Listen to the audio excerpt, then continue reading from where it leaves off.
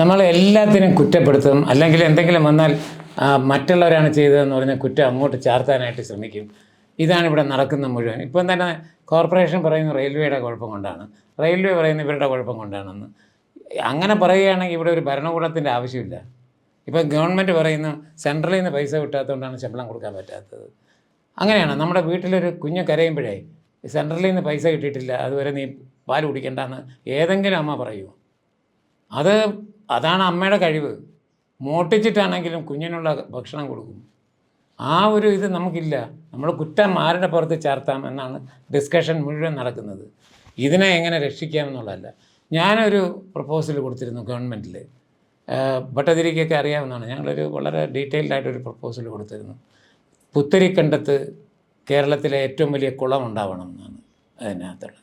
അതിൻ്റെ സൈഡിൽ ഒരുപാട് ആൽമരങ്ങളും പടവുകളും ആൽത്തറകളും, അവിടെ എല്ലാം വൈകുന്നേരങ്ങളിൽ മുള്ളുവൻ പാട്ടും അങ്ങനെയുള്ള പാട്ടുകൾ എല്ലാം വരിക, തമ്പുരാൻ പാട്ട്.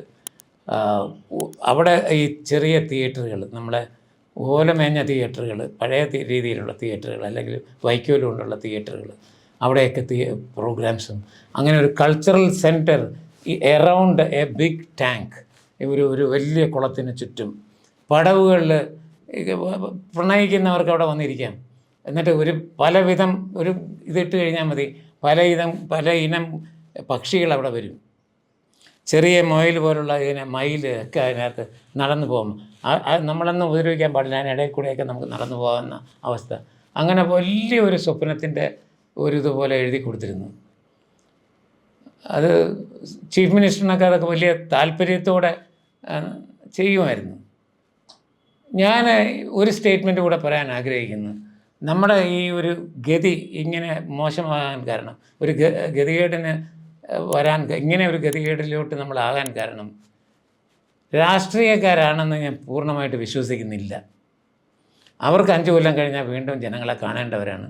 അവർ അതിന് വേണ്ടിയിട്ടുള്ള പ്രയത്നങ്ങൾ ചെയ്തുകൊണ്ടേയിരിക്കും. പക്ഷേ നമ്മുടെ ബ്യൂറോക്രാറ്റ്സ് അങ്ങനെയല്ല.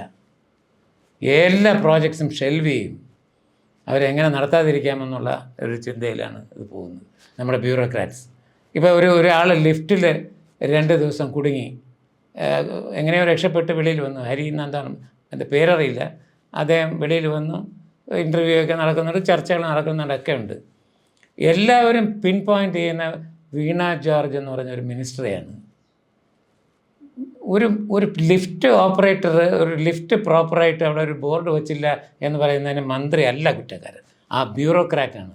അതിന് ചാർജുള്ള മെയിൻ്റനൻസ് എഞ്ചിനീയറോ അല്ലെങ്കിൽ എഞ്ചിനീയറിംഗ് ഡിപ്പാർട്ട്മെൻറ്റോ അല്ലെങ്കിൽ അവിടുത്തെ ഡോക്ടേഴ്സോ, അതിന് ചാർജുള്ള ഡോക്ടേഴ്സോ ആണ് റെസ്പോൺസിബിൾ. അവരുടെ ആരുടെയും പേരില്ല. വീണ ജോർജ്, ഞാൻ ഒരു പാർട്ടിയിലെ മെമ്പറില്ല, പക്ഷെ ഞാനിത് പറയുന്നത് അവരെ മാത്രം പിൻ പോയിൻ്റ് ചെയ്തുകൊണ്ട് അവരാണ് ഇതിനെല്ലാം കാരണം. ലിഫ്റ്റിൽ അവരൊരു പോളിസി മേക്കറാണ്. അവരിവിടെ വന്ന് ലിഫ്റ്റിൻ്റെ കാര്യത്തിൽ മെയിൻ്റനൻസിൽ ഓരോ ദിവസവും വന്ന് നോക്കാനും, അത് എത്ര മെഡിക്കൽ കോളേജിൽ എത്ര ഹോസ്പിറ്റൽസ് കേരളത്തിലുണ്ട്, അത് അവിടുത്തെ ചാർജ് കൊടുത്തിട്ടുള്ള ആൾക്കാരുടെ കുഴപ്പമാണ്.